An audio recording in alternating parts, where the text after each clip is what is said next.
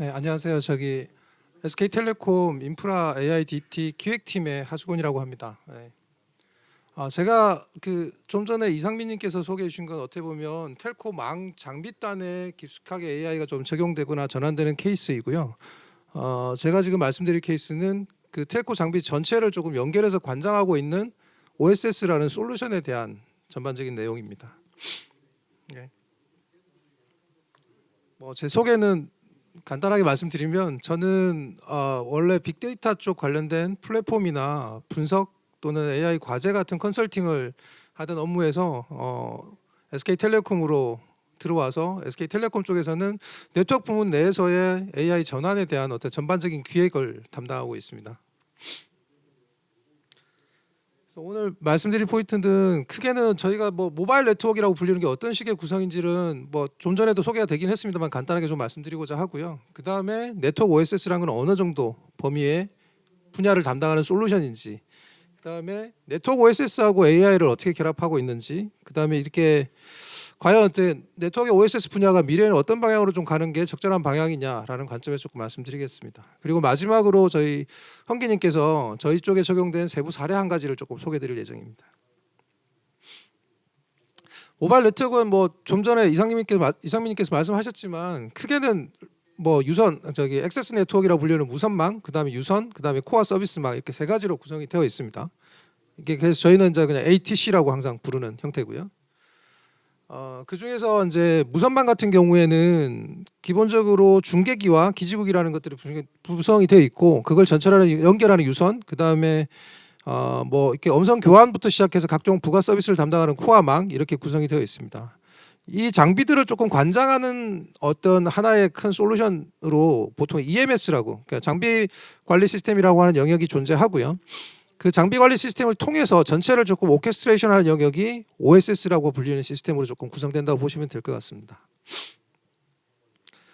그래서 네트워크에서 OSS라는 건 어떤 건지 조금 잠깐 말씀을 드리겠습니다. 그 네트워크를 하는 일에 대한 걸 저희가 먼저 바라보게 되면 네트워크의 업무는 크게는 이제 전략과 그다음에 어떤 플래닝과 관련된 기획 업무가 크게는 존재할 거고요. 이건 통상적으로 다 있는 업무죠.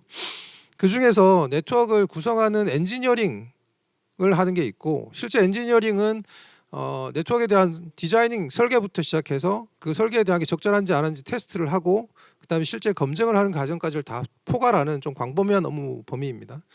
그 엔지니어링 업무가 있고, 그걸 엔지니어링 끝나고 나면 이제 실제로 구현을 하거나 디플로이먼트라고 해서 실제 설치 작업을 하게 되겠죠. 그리고 설치가 끝나고 나면 그거 관련돼서 모니터링을 하고 서비스 모니터링하고 운영하는 업무가 돌아가게 됩니다.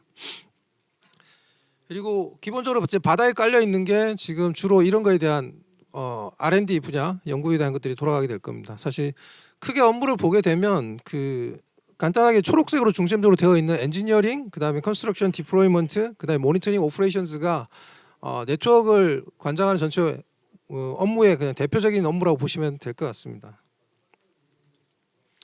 OSS라고 얘기하는 거는 어떤 범위를 다 관장하는 거냐라고 하는 게 사실 처음에 좀 말씀드려야 될 포인트인데, 통신망을 관장하는 IT 시스템의 대표적인 게 크게는 BSS, 비즈니스 서포트 시스템이라고 하는 것, 그 다음에 OSS, 오퍼레이션 서포트 시스템이라는 것 두 가지로 보통 나눕니다. BSS는 마케팅부터 시작해서 고객 관리, 상품 관리 전반을 다 관장하고, 그 다음에 실제로 고객의 상품에 따른 과금 체계라든지 이런 걸 관장하는 시스템이 보통 BSS 시스템이 되고요. OSS 시스템은 과거에서부터는 조금 범위가 많이 확장되어 왔습니다. 과거의 OSS 같은 경우에는 작업을 관리하는 수준의 OSS라고 불린 적도 있었고요. 현재까지도 그 범위에 대해서는 회사마다 약간씩 다르게 바라보고 있습니다. 근데 최근에 OSS라고 불리는 영역에 통칭되어 있는 부분은 방금 처음에 설명드린 네트워크라고 하는 것을 설계하고 구축하고 운용하는 전체 업무를 포괄적으로 지원하고, 그리고 각 장비하고 연계되어 있어 그 장비 자체를 제어 관리하는 것까지도 조절할 수 있는 시스템으로 통칭해서 OSS를 바라보고 있습니다. 그래서 보시는 것처럼 대상되는 업무는 엔지니어링, 컨스트럭션, 그다음에 오퍼레이션 영역 전체를 다 바라보면서 대상물은 단말, 액세스, 그다음에 유선, 그다음에 코어까지 전체를 다 바라보는 형태로 구성되어 있고, 크게 기능적으로 보면 기본적인 에셋 매니지먼트, 즉 각 장비에 대해서 자산에 대해서 관리하는 영역, 보통 저희는 인벤토리라고 부릅니다.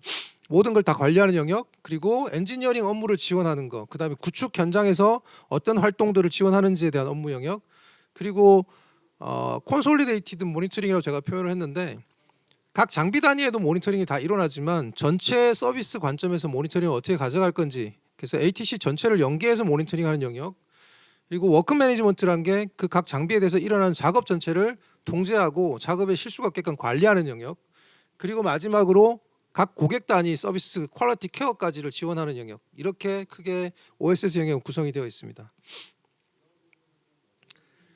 OSS 쪽을 이제 기술적인 관점에서 레이어로 조금 나눠보면 굉장히 복잡한 레이어가 생기긴 할 건데 너무 어렵게 레이어를 나누기는 어려워서 간단히만 좀 구성을 했습니다. 그래서 맨 왼쪽이 네트워크 장비 영역이 될 거고요. 장비 영역은 액세스, 유선, 코어 장비군이 있고 그걸 관장하는 기본적인 EMS, 즉 장비단의 명령을 날리거나 장비단의 조회를 하거나 하는 그걸 전체적으로 지원하는 EMS 군이 있습니다. 그리고 그 EMS 군에서 데이터를 수집하는 데이터 인제스션 게이트웨이가 하단부에 있습니다. 이쪽은 이제 데이터를 각 장비에서 발생되는 데이터를 통합적으로 수집하는 영역이 될 거고요. 그리고 그 수집하는 영역을 중간에 통합해서 처리하는 영역이 인티그레이션하고 프로세싱 영역이고, 그렇게 받은 데이터를 전체적으로 다 관리하는 게 콘솔리데이트 데이터 스토어라고 하는 영역입니다. 그리고 그 위쪽에 이 데이터를 가지고 활용하는 유저 애플리케이션 영역이 있습니다. 유저 애플리케이션 쪽은 역으로 다시 데이터 인티그레이션 영역을 통해 가지고 장비를 제어하는 쪽의 게이트웨이를 통해서 최종적으로 EMS를 통해 가지고 장비가 제어되는 구성, 이렇게 쭉 클로즈드 루프로 돌 수 있게끔 만들어져 있는 게 OSS의 기본 구성입니다. 그러면 여기 이 OSS하고 AI라고 하는 건 어떻게 결합되는 거냐라고 하는 관점에서 봤을 때 말씀드리면 OSS가 지향하는 목표가 크게는 세 가지입니다. 즉 네트워크 운영 업무를 효율화시키겠다라는 거, 그 다음에 네트워크 운영 과정에서 발생하는 비용을 조금 최적화시키겠다라는 거, 그리고 품질이라는 측면을 관리하는 걸 효과적으로 지원할 수 있는 체계를 만든다라는 게 OSS의 기본 타겟입니다. 그 중에서 그러면 OSS가 좀 갖춰야 될 요소는 뭐냐면 지금 보시는 것처럼 네트워크는 세대가 계속 발전되고 있습니다. 3G, 4G, 5G, 6G까지 가는 형태일 거고, 그런 네트워크들 또는 장비에 대한 변경 또는 장비의 기능적인 변경이 발생하더라도 확장이나 유연성 있게 대처해야 된다는 포인트가 하나 있고, 그 다음에 자동화라는 걸 지원하는 측면이 있습니다. 근데 자동화 관점에서는 조금 안정성에 대한 부분을 좀 중점적으로 바라보는 게 있고요. 그 다음에 통합 운영 효율성, 이렇게 크게 세 가지 관점 중점을 바라보고 있습니다. 그 중에 자동화라고 하는 영역은 굉장히 좀 난이도가 높은 영역으로 보고 저희가 점진적으로 좀 추진을 하고 있는데, 오른쪽에 표현되어 있는 것처럼 단계를 조금 가져가고 있습니다. 자동화 영역은 그 TM 포럼이라는 단체에서 오토노머스 네트워크라고 하는 주제로 레벨을 다 정의하고 있습니다. 실제로는. 근데 그 레벨에 대한 정의는 어떤 사람들 따라서 다양하게 정의가 될 수 있는 부분이고, 저희가 생각하는 레벨은 지금 보시는 제로에서 한 5단계 정도로 조금 크게 구분을 하고 있습니다. 가장 기본적인 거는 사람들이 일일이 작업하는 케이스고요. 끝단은 상황에 맞게끔 판단이 돌고 그 판단이 실제로 장비 제어까지도 연결되는 게 맨 끝단입니다. 저렇게 이제 AI라고 하는 부분들이 적용되는 포인트가, 자동화라고 하는 걸 끝까지 간다고 했을 때 AI라고 하는 포인트가 조금 적용되는 것들이 최근에 많이 대두되고 있고요. 여기서 저희가 하는 AI는 제너럴 AI는 아닙니다. 통상적인 제너럴로 쓸 수 있는 AI를 얘기하는 게 아니고 저희는 엑스퍼트 AI라고 표현합니다. 일단 즉 업무 하나하나를 가장 잘 할 수 있게끔 사람이 판단할 수 있는 것만큼 이상으로 잘 판단할 수 있는 AI를 만든다. 각 영역별 AI라고 해서 엑스퍼트 AI라고 표현을 하고요. 그런 AI를 만드는 게 사실 저희가 보여드린 OSS의 어떤 큰 개념상에서 극복해야 될 제일 큰 과제가 뭐였냐면 룰이었어요. 룰별로 자동화를 시켜야 되는데 그 룰이라고 얘기하는 게 이제는 데이터나 서비스 세대가 더 복잡해지면서 사람이 룰을 만드는 걸로는 도대체 이게 쫓아갈 수 없는 수준이 돼버렸고요. 그러다 보니 어떤 모델을 만들어서 룰을 계속 생성하는 모델들을 만들었었는데 그 룰을 생성하는 모델들이란 걸 점점점 이제 하나의 AI 모델처럼 좀 발전시키는 과제로 좀 넘어올 수 있는 정도로 좀 기술이 조금 발전됐다고 보고 있는 겁니다. 그래서 최근 한 3, 4년간 그와 관련된 AI 모델들을 여러 가지 적용해 왔던 거고요. 그래서 뭐 AI 관련된 기술을 활용하는 케이스가 사실 빅데이터 기반의 AI를 이용하는 것 또는 정형 데이터를 가지고 이용하는 것 또는 뭐 작업 이력을 남긴다든지 했던 그런 컨텍스트 기반의 데이터를 가지고 어떻게 사람들이 행동하는 걸 패턴을 찾아내는 것 그런 AI 기술 그리고 현장에서 이미지 사진들을 많이 찍게 되면 사진이나 영상을 이용해서 현장 상황을 바로 판독해버리는 AI 기술들 그런 기술들을 이용해서 그런 기술들 이용해서 저희가 받아들인 데이터를 가지고 인사이트 데이터를 만드는 게 사실 저희가 하나의 AI 영역이라고 보시면 될 것 같습니다. 그리고 그 AI를 적용하는 대상은 처음에 말씀드린 OSS 업무 전반에 대한 영역 모두를 다 대상으로 해서 진행하고 있다고 보시면 됩니다. 그래서 기본적으로 뭐 저는 이런 아까 말씀드린 OSS의 업무 지원 영역이 있는데 세부적으로 보게 되면 뭐 엔지니어링 쪽의 영역 그다음에 구축 영역, 그다음에 퀄리티 옵티마이제이션 영역까지 이런 업무들이 쭉 흐름이 있을 거고요. 그 중에 사람이 할 수밖에 없는 영역이 존재합니다. 나가서 직접 작업해야 되니까요. 그 작업을 아마 로봇이 나오기 전까지는 계속 사람이 할 수밖에 없을 것 같고, 근데 로봇이 다 정형화시키기 어렵고 상황에 따라서 판단하고 대응해야 되기 때문에 아직까지는 쉽게 AI 모델 또는 로봇으로 전환하기 힘든 영역입니다. 근데 지금 초록색 같은 영역은 데이터를 가지고 분석을 하고 판단하는 영역인데 이 부분은 지금 AI 모델로도 충분히 대체가 가능한 수준까지도 발전됐다고 보고 있고 그 부분을 하나씩 저희가 조금 바꿔나가고 있다고 보시면 될 것 같습니다. 몇 가지 접목 사례를 조금 보여드리면 엔지니어링 쪽에 저희가 무선망에 대한 설계 작업을 하는데 그 설계 작업을 할 때 어디에 얼마만큼의 무선 장비가 들어가면 효과적으로 쓸 수 있겠다라고 하는 판단을 과거에는 사람들이 일일이 데이터를 받아서 분석했던 걸 지금은 모델이 어느 정도의 물량이 나오고 어떻게 배치하면 좋겠다라는 판단을 때려주는 모델이 돌아갑니다.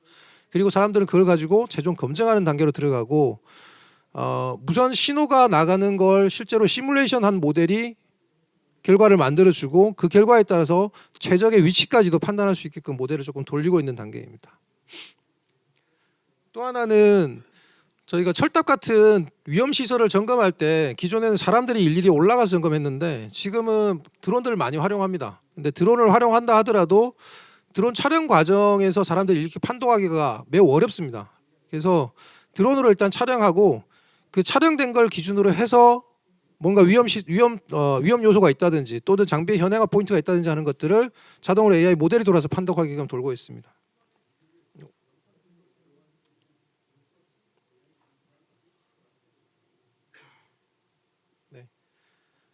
그 다음 사례는 사실 저희가 서비스 감시를 할 때 수없이 많은 알람들이 뜨는데 이 알람 하나하나를 사람들이 보고 판단하기 쉽지 않습니다. 그래서 뒤쪽에서 AI 모델들이 돌면서 그 알람에 대한 판단들을 바로바로 때려주고 어떤 게 문제가 있다 또는 어디가 원인일 것이다라고 추정하는 AI 모델이 돌고 바로바로 적극적으로 때려주는 형태로 움직이고 있습니다. 또 하나는 이제 품질 관련된 부분인데 사실 무선망 같은 경우에는 품질을 실제로 사람들이 다 측정하러 다니는 형태였습니다. 근데 최근에는 단말에서 나오는 무선 신호 데이터를 가지고 사람들이 실제로 체감하는 품질이 어느 정도일 거다라고 하는 걸 AI 모델로 학습한 상태에서 추정 모델을 만들었습니다. 그 모델을 이용해서 실제 현장에 나가지 않더라도 실제로 고객이 체감하는 품질이 어느 정도일 거다 판단하는 형태로 모델을 좀 돌려가면서 쓰고 있습니다. 또 하나는 최근에 나온 LLM 기술을 이용해서 전체적으로 저희가 갖고 있는 운용 지식이나 노하우들을 조금 체계적으로 정리하고 그냥 그걸 일일이 문서 단위로 학습하는 게 아니라 초보자도 조금 쉽게 활용할 수 있게끔 질문을 던지면 바로 필요한 답을 얻을 수 있게끔 하나의 그 지식 검색 어시스턴트를 만들어서 조금 활용하는 체계로 가고 있고 요건 아직 초기 단계이긴 합니다만 점점적으로 성능을 높이는 단계로 지금 진화하고 있습니다 지금. 그래서 지금 사실 저희가 OSS라고 얘기하는 부분은 앞에서도 조금 얘기했던 AI 어시스트 네트워크라는 걸 달성하는 핵심 수단으로 보고 있는 거고요. 그래서 결국에는 장비단에 결합되어 있는 각종 AI 기술들과 결합해서 AI 네이티브 네트워크로 간다라는 게 저희 SK텔레콤이 추구하는 방향입니다. 그래서 네트워크 OSS라고 얘기하는 건 지금 보시는 그림처럼 각 장비단에서 들어가는 AI 그리고 OSS 전반에서 돌아가는 AI가 하나의 결합된 체계로 움직일 수 있게끔 하는 방향이 메인 방향이고요. 오른쪽에 저희가 생각하는 아키텍처상의 핵심은 밑단에 유무선 네트워크 장비가 있고 AI 드리븐 OSS로 조금 진화하면서 에어로라고 하는 표준 AI 개발 플랫폼 형태로 구성을 하고 있습니다. 저희가 만드는 이 AI 모델들이 에어로라고 하는 하나의 표준 프레임워크에서 모두 일관된 형태로 동작할 수 있게끔 만들어가고 있고요. 그 위에서 각종 AI 모델들이 돌 수 있는 체계로 만들어가고 있습니다. 그래서 궁극적으로는 최종적인 AI 모델에 대한 거는 크게 두 가지로 최종적인 어떤 퓨처의 OSS 구성에서 핵심 사항은 크게 두 가지로 바라보고 있습니다. 하나는 아까 말씀드린 AI 기반의 클로즈드 루프 자동화입니다. 즉 그 데이터를 받는 것부터 시작해서 장비단의 AI 모델이 도는 것까지도 하나의 클로즈드 루프를 완전히 완성해서 제어까지 돌아갈 수 있는 체계, 이게 저희가 바라보는 퓨처 OSS고요. 또 하나는 OSS를 바라보는 UI의 완전한 변화입니다. 기존에는 수없이 많은 데이터를 시각화시킨 화면으로 바라보고 사람이 관찰하는 형태였다고 하면 이제는 제너럴 AI 기반으로 서로가 대화형으로 필요한 정보를 주고받으면서 운영할 수 있는 체계로 전환한다. 이게 두 가지가 진화하는 방향의 포인트입니다. 여기까지가 OSS 전반의 방향이었고요. 저희가 하는 하나의 사례를 조금 딥다이브한 기술 사례로 한번 설명드리도록 하겠습니다. 흥기님. 네.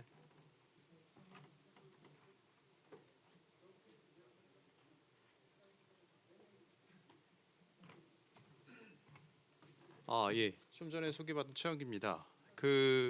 아마 구체적인 유스 케이스가 될 것 같은데요.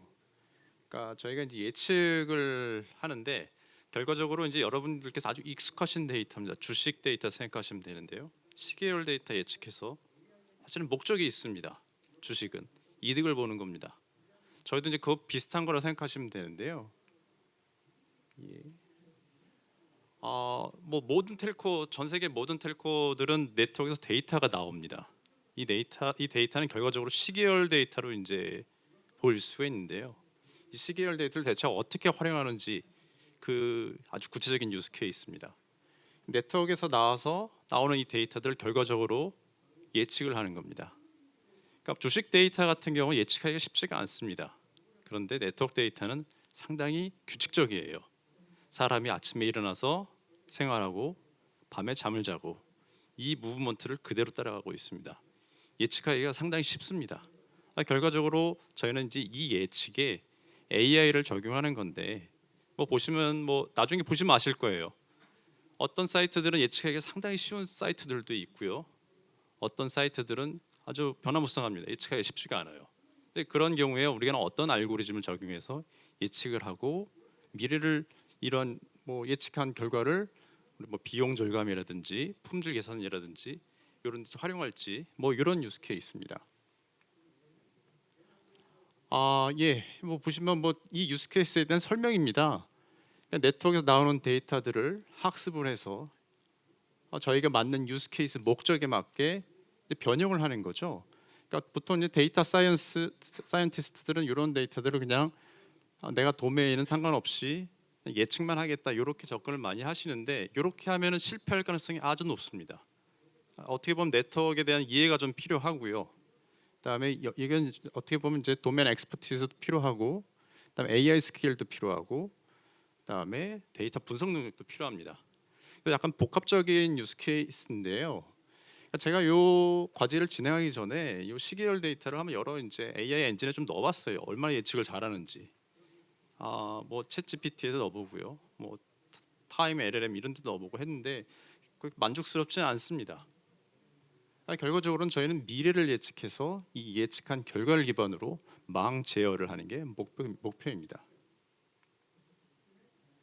요거는 이제 저희 이제 몇 개 토이셀을 기준으로 해서 예측한 결과인데요. 이 예측에 기반으로 해서 이제 사이트별 파워를 조정해 줄 수 있습니다. 파워를 조절하는 방법은 여러 개가 있는데요. 가장 쉬운 게 이제 셀 슬립 같은 셀을 잠재우는 거죠. 그렇게 되면 이제 신호가 안 나가게 됩니다. 신호가 안 나가게 되면은 서비스가 안 되는 거 아니야? 이렇게 의심하실 수가 있는데 그렇지는 않고요. 저희가 이제 LTE 기반으로 따져 보면은 이제 레이어 주파수가 여러 개가 있습니다. 그래서 그 중에 높은 주파수는 좀 잠을 재워도 서비스에 전혀 지장이 없고요. 저희가 예측한 결과와 다르게 약간 예측이랑 다르게 이제 사이트가 움직이게 되면은 그 셀들이 살아납니다. 그래서 뭐 서비스 품질이 나빠진다 이런 우려는 없으셔도 되고요. 요거는 예측 기반해서 사이트들을 클러스터링하고 한번 이제 해본 걸 이제 이그젬플을 보여드리는 겁니다. 이 결과에 기반으로 해서 저희는 망 제어를 들어가게 되고요. 아까 말씀해 주셨듯이 망 제어라는 게 이게 쉽지가 않습니다. 안정성이 보장이 돼야 되고요. 자칫 파라미터 하나 잘못하면은 서비스가 안 되는 현상들이 발생합니다. 그래서 아주 신중을 기해서 저희가 이제 망 제어를 하고 있습니다. 예, 요거는 저희가 이제 예측을 위해서 여러 가지 알고리즘을 돌리고 있는데 요건 저희 학생들 결과예요. 저희 협업하는 학생들 분 계십니다. 아마 이 자리에도 오셨을 것 같은데요. 감사드리고요. 좋은 결과를 내주셨어요. 저희도 생각하지 못하는 것들, 가령 사이트별 특징이 다른데 동일한 알고리즘을 다 적용할 수가 없습니다. 당연히 아까 말씀드렸다시피 패턴이 다릅니다. 그래서 이 사이트에서는 A 알고리즘이 좋더라도 다른 사이트에서는 B 알고리즘이 좋을 수가 있습니다. 그리고 저희가 AI를 적용해서 비용도 절감하고 여러 가지를 뭐 한다고 하는데 오히려 AI 때문에 탄소 배출이 더 늘어날 수도 있고요. 비용이 더 늘어날 수도 있습니다. 뭐 잘 아시겠지만 LLM 기반의 이런 복잡한 알고리즘들은 비싸고 탄소 소비량도 아주 많습니다. 그래서 이런 알고리즘들을 여기에 쓸 수는 없고요. 저희가 뭐 SK텔레콤이 뭐 50만 개 셀이 되는데 50만 개 셀에 대해서 24시간 계속 예측을 하기에는 부담스러운 면이 있습니다. 그래서 컴팩트한 모델로 가야 되고 그리고 이러한 알고리즘들이 정확하지 않다고 했을 때 베스트 알고리즘을 찾아내는 이런 작업들을 해야 되는데 지금 현재 상태에서 어느 알고리즘 베스트다 이렇게 얘기할 수는 없고요. 사이트별로 최적의 알고리즘이 존재하는데 그게 좀 다르다. 그리고 목적에 맞는 알고리즘 선택할 필요가 있고 본 유스 케이스에서는 탄소 배출을 줄이고 품질을 개선하고 그다음에 에너지 소비를 줄이는 이런 이제 목적이기 때문에 이 유스 케이스에 맞는 알고리즘을 선택을 해야 됩니다. 예, 요거는 부산 지역에 대한 이제 예시인데요. 저희가 뭐 어느 알고리즘 좋다 이렇게 말씀드리는 거는 좀 어려울 것 같아요. 그래서 AI를 적용하면은 뭐 50% 이상의 비용 절감이 있다 이렇게 얘기하면 참 좋겠지만 그렇지는 않고요. 일단은 가장 기본이 되는 거는 자동화 시스템이 안정화돼야 되고요. 그다음에 이 자동화를 기반으로 해서 저희가 이제 알고리즘을 선택을 해야 됩니다. 보시면 아시겠지만 AI1이 있고 AI2가 있습니다. 그래서 왼쪽 하단에 보시면은 카본 리덕션 요 양이 있는데 누구라도 이제 카본 리덕션이 많이 되니까 AI2를 선택할 것 같죠. 근데 현실은 그렇지가 못합니다. AI2를 선택하게 되면은 사실은 뭐 좋은 면이 있겠지만 우리 고객들은 불편을 겪을 수도 있어요. 그리고 현장에 계신 분들이 어려움을 겪을 수가 있습니다. AI2 같은 경우에는 파워 레벨이 좀 다 섞여 있습니다. 그래서 어느 사이트가 저렇게 움직이는지 좀 직관적이지가 못해요. 그리고 근데 이제 AI1 같은 경우에는 구역별로 좀 나눠져 있어요. 그래서 내가 저 지역을 담당한다 그러면은 우리 이 지역은 이 정도의 파워를 좀 내고 있겠구나. 그리고 내가 최적화를 하지 않고 AI가 추천해 주신 값이긴 한데 이 값들을 운영상이 아주 쉽게 인사이트 있게 이해를 할 수 있게 됩니다. 그래서 이제 뭐 AI 알고리즘이 여러 개가 있는데 이게 어느 게 좋다 이렇게 말씀드리긴 좀 그렇고요. 목적에 맞게 선택해야 되고 본 유스 케이스에서는 에너지 절감도 있고 카본 배출 줄이는 것도 있지만 우리 품질 고객이 불편을 느끼지 않아야 되고 그다음에 운영자들도 어렵지 않아야 된다. 이런 목적을 달성하는 알고리즘을 선택하는 게 숙제다. 이렇게 좀 말씀드리고 싶습니다.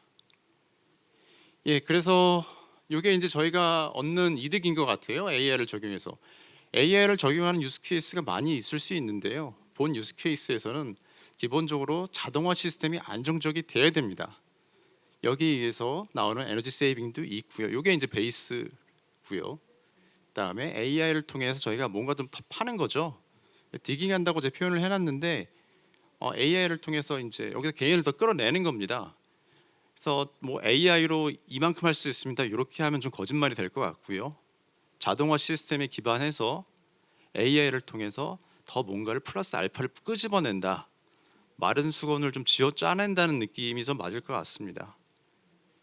예, 이상입니다. 시간이 부족해서 질문을 못 받겠습니다.